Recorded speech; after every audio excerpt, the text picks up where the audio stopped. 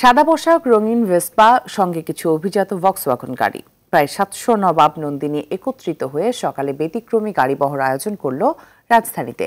বাঙালির ইতিহাস, ঐতিহ্য ধারণ আর পুরনো ঢাকার ঐতিহ্যের সঙ্গে নবসভ্যতার সেতু বন্ধন এ নবাবী রাইডের মুখ্য উদ্দেশ্য বলে জানায় আয়োজকরা। আরও জানাচ্ছেন অধরা ইয়াসমিন।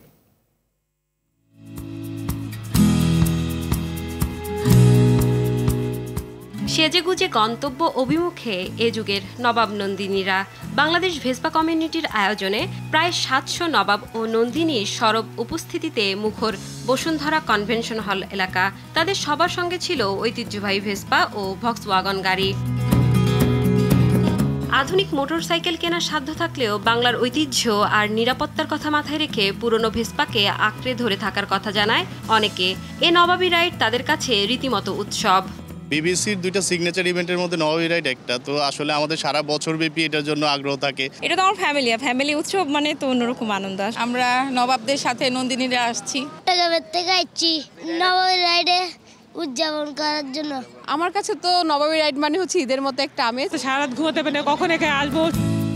তিলোত্তমা ঢাকার 52 বাজার 53 গলি দাবড়ে বেড়ানো ভেসপা প্রেমীরা নিজেদের নবাব বলে ভাবেন।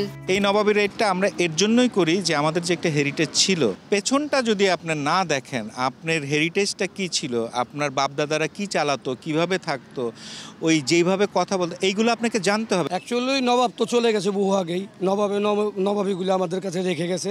এটার জন্য প্রত্যেকটা মেম্বার অধীর আগ্রহে বসে থাকে যে আসলে ঈদ উদযাপনের মতো সুন্দর মনোমুগ্ধকর একটা পরিবেশে আমরা এই নবাবী রাইডস করতে পারছি।